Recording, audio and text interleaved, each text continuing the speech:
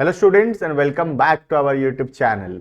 आज के क्लास में हम लोग कॉस्ट अकाउंटिंग जो हमारा सब्जेक्ट चल रहा था उसको हम कंटिन्यू करने वाले हैं। हमारा यूनिट नंबर 1 चल रहा था। प्रीवियस सारे यूनिट्स जो हैं ऑलरेडी अपलोड हो चुके हैं। यूनिट 1 के अंदर भी काफ़ी सारे वीडियोस अपलोड हो चुके हैं। जो भी बच्चे लोग चैनल में नए हैं, चैनल के प्लेलिस्ट ऑप्शन में जाके तुम सारा का सारा वीडियोस देख सकते हो। प्लस कॉस्ट अकाउंटिंग तो वीडियो अपलोडेड है ही, साथ ही साथ और भी जितने भी सब्जेक्ट्स तुम पढ़ना चाहते हो, तुम चाहे कोई भी यूनिवर्सिटी में क्यों ना हो, कोई भी सेमेस्टर में क्यों ना हो, ऑल ओवर इंडिया कोई भी सब्जेक्ट तुम पढ़ना चाहते हो वो हमारे चैनल के प्लेलिस्ट ऑप्शन में तुमको वीडियोस जरूर मिलेगा। बाकी वीडियो पसंद आएगा तो लाइक शेयर सब्सक्राइब जरूर से कर देना। अभी हम लोग स्टार्ट करते हैं वीडियो। आज का टॉपिक है क्लासिफिकेशन ऑफ कॉस्ट। एक बहुत ही बड़ा टॉपिक है क्लासिफिकेशन ऑफ कॉस्ट। बेसिकली खर्चा जो है, कॉस्ट मतलब बेसिकली एक्सपेंसेस, ये खर्चे को हम कौन कौन से टाइप से क्लासिफाई कर सकते हैं और उसके अंदर क्या क्या टाइप्स का कॉस्ट होता है। बहुत ही डिटेल में हम लोग इसको पढ़ेंगे। थोड़ा समय जरूर लगेगा लेकिन एकदम क्रिस्टल क्लियर कॉन्सेप्ट एकदम रखेंगे हम लोग, ताकि कॉस्ट अकाउंटिंग करते वक्त हमको कोई भी दिक्कत ना आए। ठीक है, तो कॉस्ट को हम लोग क्लासिफाई कर सकते हैं बेसिकली 6 इंपॉर्टेंट वेज में।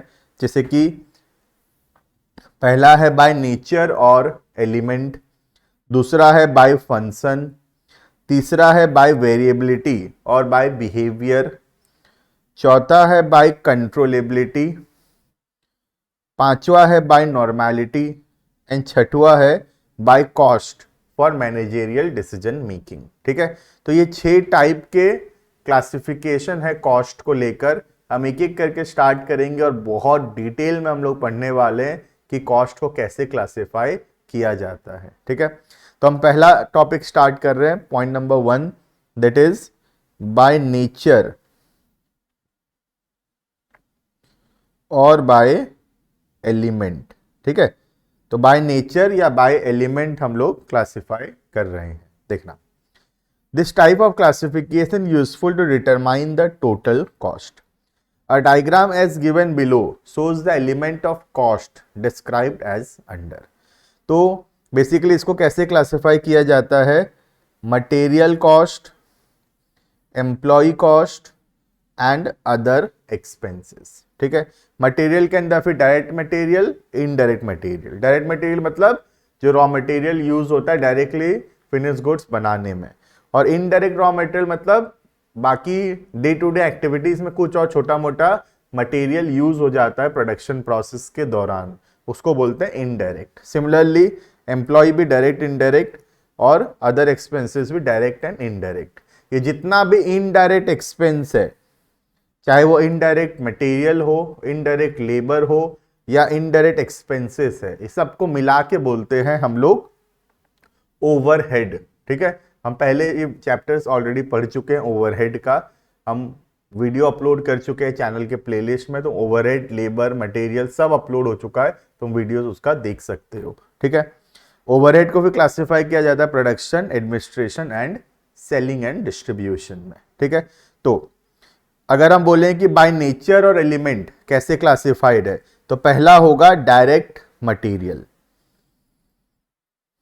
Materials which are present in the finished goods, cost object, or can be economically identified in the product are termed as direct material. For example, cloth in dressmaking, material purchased for a specific job, etc. However, in some cases, material can be direct, but it is treated as indirect because it is used in the small quantity. अगर ज़्यादा quantity में हम material use नहीं कर रहे हैं तो हम उसको इनडायरेक्ट भी ट्रीट कर सकते हैं। It is not economically feasible to identify that quantity. Those materials which are use for the purpose of ancillary to the business are also treated as indirect material. ठीक है, तो जो मटेरियल्स हम लोग यूज कर रहे हैं उसको हम ब्रॉडली 2 पार्ट में क्लासिफाई कर सकते हैं। एक हो गया डायरेक्ट मटेरियल, दूसरा हो गया इनडायरेक्ट मटेरियल। डायरेक्ट मटेरियल मतलब जो क्वांटिटी में यूज हो रहा है फिनिश गुड्स को प्रोड्यूस करने में। ठीक है, और इनडायरेक्ट मतलब बहुत कम क्वांटिटी में यूज होता है फिनिश गुड्स को कंप्लीट करने में या कोई और एक्टिविटीज करने में थोड़ा बहुत कुछ मटेरियल यूज हो जाता है, उसको बोलते हैं इनडायरेक्ट मटेरियल। ठीक है, जैसे कि हम एग्जांपल के तौर पे अगर लें, अगर हम एक कपड़ा बना रहे हैं, ठीक है, तो जो कपड़ा है, क्लोथ है, ठीक है, जैसे एक जीन्स बना रहे हैं सपोज, तो जो कपड़ा है, क्लोथ, वो है डायरेक्ट मटेरियल। लेकिन उसमें जो स्टिचिंग के लिए जो धागा यूज हो रहा है, वो धागा बहुत ही कम क्वांटिटी में यूज हो रहा है और वो इनडायरेक्ट मटेरियल कहलाएगा। बात समझ में आ रहा है? नेक्स्ट, डायरेक्ट लेबर और उसके बाद डायरेक्ट एक्सपेंसेस। ठीक है, labour which can be economically identified और attributed wholly to the cost object is termed as direct labour. वो लेबर जो डायरेक्टली उसी गुड्स को बनाने के लिए मेहनत कर रहे हैं, काम कर रहे हैं, उनको बोला जाएगा direct labour. For example, employees engage on the actual production of the product, जो सच में सामान प्रोड्यूस कर रहा है, और in carrying out the necessary operations, वो converting the raw material into finished products. ठीक है, उसके बाद हो गया डायरेक्ट एक्सपेंसेस, वो खर्चा जो कि प्रोडक्ट में डायरेक्टली एट्रीब्यूटेबल है, हमको पता है कि ये खर्चा इस प्रोडक्ट के लिए हुआ है, वैसे खर्चों को बोला जाता है डायरेक्ट एक्सपेंसेस। ठीक है, all expenses other than direct material और डायरेक्ट लेबर, मटेरियल और लेबर को छोड़ के बाकी जो भी खर्चा हो रहा है, which are specially incurred for a particular cost object, cost object मतलब यहाँ पे पर्टिकुलर प्रोडक्ट सोच लो तुम, है ना, and can be identified in an economically feasible way are termed as direct expenses. For example, higher charges for some special machinery, cost of defective work, etc. ठीक है, तो बेसिकली 3 टाइप का direct expense होता है, direct material, direct labour and direct expenses. ठीक है, उसके बाद इनडायरेक्ट खर्चे भी बहुत सारे होते हैं। इनडायरेक्ट मटेरियल, जैसे कि मैं बताया, कोई मटेरियल अगर इनडायरेक्टली यूज हो रहा है। इनडायरेक्ट लेबर, कोई लेबर जो कि डायरेक्टली उस प्रोडक्ट को बनाने में काम नहीं कर रहा है, लेकिन और सपोर्ट सर्विस बाकी और कोई काम कर रहा है जो कि इंपॉर्टेंट है वो प्रोडक्ट का सेलिंग के लिए या फिर डिस्ट्रीब्यूशन के लिए, वो हो गया इनडायरेक्ट लेबर। और लास्ट हो गया इनडायरेक्ट एक्सपेंसेस। ये सारा इनडायरेक्ट जो भी है, चाहे वो मटेरियल हो, लेबर हो या एक्सपेंसेस हो, इन सब को मिला के बोलते हैं हम लोग ओवरहेड। समझ में आ रहा है? What is overhead? ओवरहेड होता है इनडायरेक्ट एक्सपेंस, सारा इनडायरेक्ट एक्सपेंस आ गया उसमें, indirect material, indirect labour, indirect expenses. ठीक है, ओवरहेड को फिर 3 पार्ट में क्लासिफाई किया गया है। उतना डिटेल में एक एक चीज पर मतलब लर्न करने का जरूरत नहीं है, हम इनडायरेक्ट का मतलब खाली समझ जाएंगे तो भी सफिशिएंट होगा। ठीक है, ओवरहेड, ओवरहेड मतलब ऑल द इनडायरेक्ट एक्सपेंसेस। ठीक है, उसके अंदर 3 आता है। एक प्रोडक्शन या वर्क्स ओवरहेड, मतलब वो इनडायरेक्ट खर्चा जो कि फैक्ट्री के अंदर हो रहा है गुड्स को प्रोड्यूस करते समय, वैसे इनडायरेक्ट एक्सपेंसेस को बोलते हैं प्रोडक्शन ओवरहेड। ठीक है, दूसरा हो गया एडमिनिस्ट्रेटिव ओवरहेड या ऑफिस ओवरहेड, मतलब जो प्रोडक्शन होने के बाद जो इनडायरेक्ट खर्चा हो रहा है सामान को सेल करते समय या सामान को मतलब स्टोर करने के लिए या उसका अकाउंटिंग फाइनेंस डिपार्टमेंट में जो खर्चा हो रहा है उसको बोलते हैं एडमिनिस्ट्रेटिव एक्सपेंस, जैसे कि ऑफिस रेंट, लाइटिंग, टेलीफोन, ये सब मैनेजमेंट का खर्चा। और लास्ट है उसको बेचने के लिए जो खर्चा हो रहा है, that is selling and distribution, दोनों मिला के बोल सकते हैं। सेलिंग मतलब जो एडवर्टाइजमेंट्स हम लोग कर रहे हैं सामान को बेचने के लिए, या डिस्ट्रीब्यूशन मतलब जो लोडिंग अनलोडिंग खर्चा हो रहा है, डिलीवरी का खर्चा है, ये सब हो गया डिस्ट्रीब्यूशन। ठीक है, तो ओवरहेड को ब्रॉडली 3 पार्ट में क्लासिफाई किया जा सकता है। पहला हो गया प्रोडक्शन या फैक्ट्री ओवरहेड, दूसरा हो गया ऑफिस या एडमिनिस्ट्रेटिव ओवरहेड, तीसरा हो गया सेलिंग एंड डिस्ट्रीब्यूशन ओवरहेड। ठीक है, this is all about the first point, that is by nature और एलिमेंट।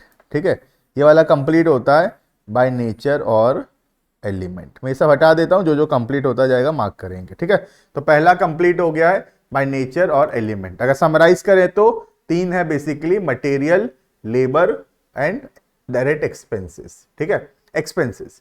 अब हर के अंदर डायरेक्ट इनडायरेक्ट, जितना भी इनडायरेक्ट है सबको मिला के बोलते हैं overhead. Clear. Next, by function, function के हिसाब से क्या क्या है आओ देखते हैं।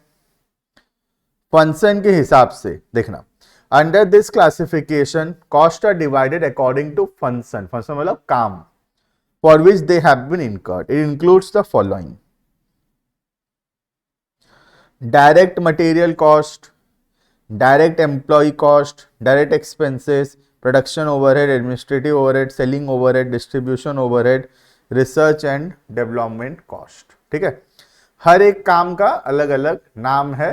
बेसिकली ज़्यादा कुछ फर्क नहीं है बाय नेचर और एलिमेंट जो हम लोग पहले पढ़े ये वाला और दूसरे वाले में बाय फंक्शन में।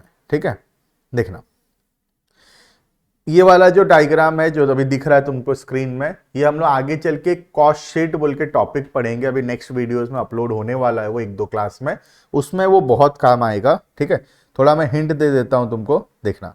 सबसे पहले हम लोग लेते हैं सारा डायरेक्ट एक्सपेंस, मतलब direct material, direct labour and direct expenses मिला के बोलते हैं प्राइम कॉस्ट। ठीक है, तो what is prime cost? Prime cost का मतलब है direct material plus direct labour plus direct expenses combinedly called as prime cost. ठीक है, उसके बाद हम कंसीडर करते हैं इनडायरेक्ट खर्चा। इनडायरेक्ट के अंदर पहले कंसीडर करते हैं फैक्ट्री ओवरहेड, दूसरा हो गया हमारा एडमिनिस्ट्रेटिव ओवरहेड और तीसरा हो गया सेलिंग एंड डिस्ट्रीब्यूशन ओवरहेड। ठीक है, ये बेसिकली हम आगे चल के टॉपिक अभी पढ़ने वाले हैं। कॉस्ट शीट बोल के हमारे सिलेबस में दिया हुआ है, ये कॉस्ट शीट का ही एक फॉर्मेट है। ठीक है, कॉस्ट को रिकॉर्ड करने का फॉर्मेट है। कॉस्ट शीट का मतलब होता है कॉस्ट का डिटेल मेंटेन करना।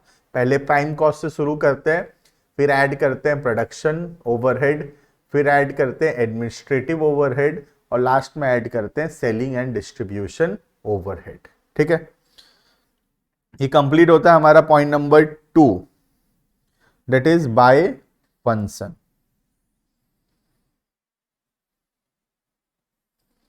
कंप्लीट हो गया पॉइंट नंबर 2।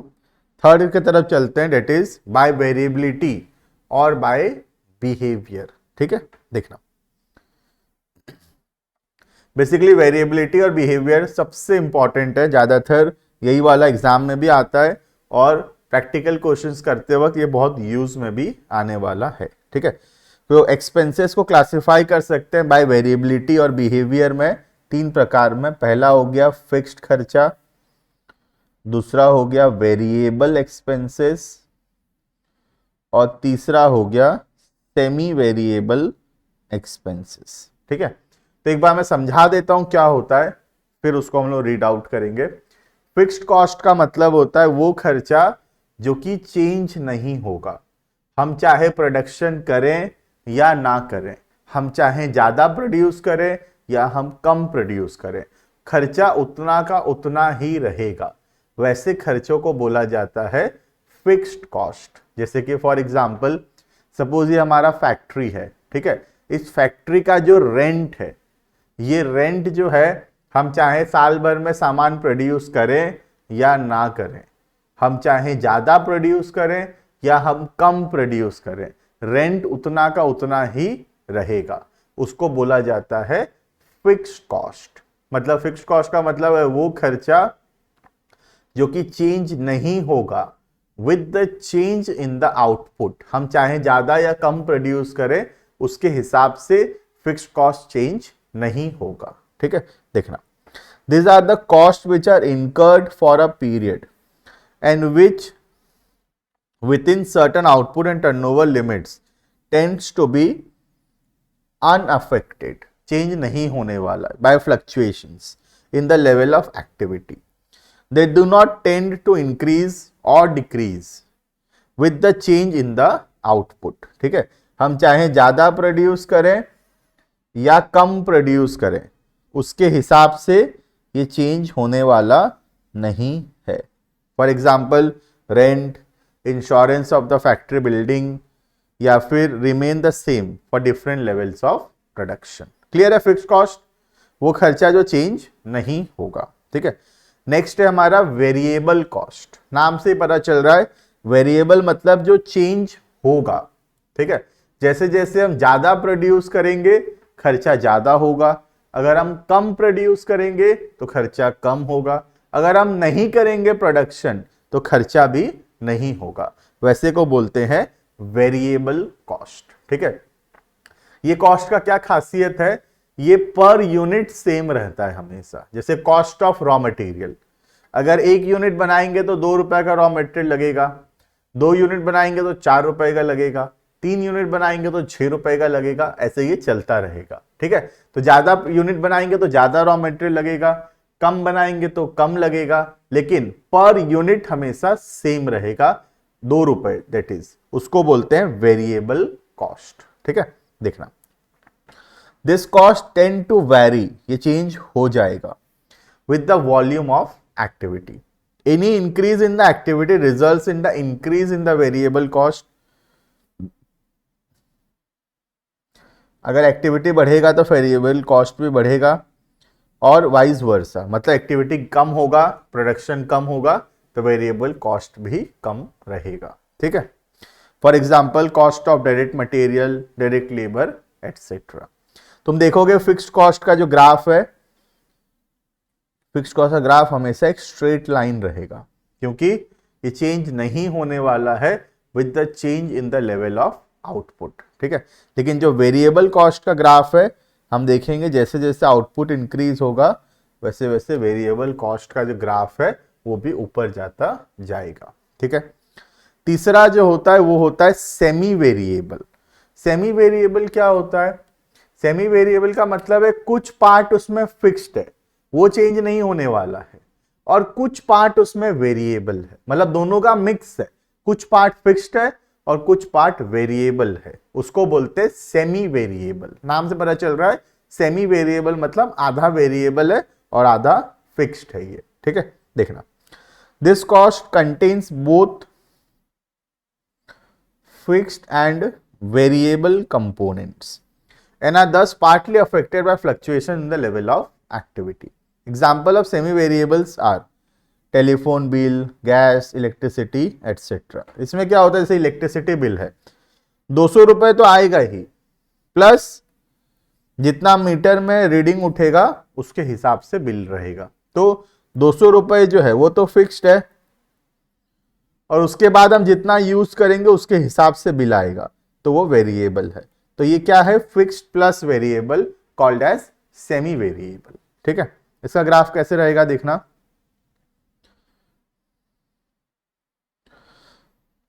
टोटल कॉस्ट जो है, ठीक है। फिक्स्ड कॉस्ट क्या होता है, एक पॉइंट ऑफ टाइम तक सेम रहता है,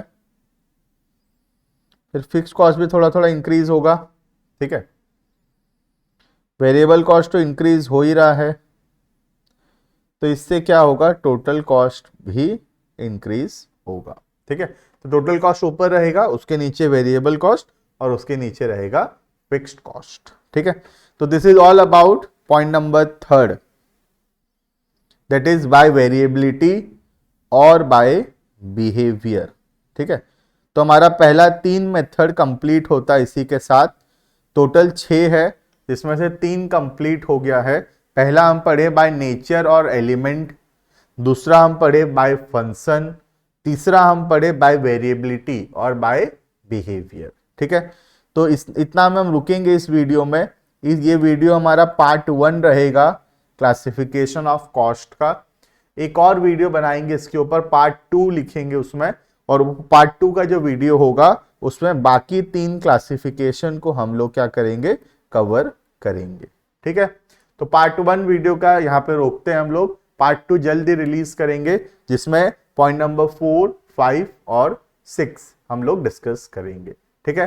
होप करता हूं कि नेक्स्ट जो पार्ट आएगा तो एकदम अवेटेड रहेगा, जैसे एकदम बाहुबली में हम अवेटेड था ना, एकदम कटप्पा ने बाहुबली को क्यों मारा वैसे ही मैं होप करता हूं कि तुम इतने एक्साइटेड रहोगे नेक्स्ट पार्ट के लिए, ठीक है। मिलते हैं नेक्स्ट वीडियो में, तब तक के लिए thank you and bye bye.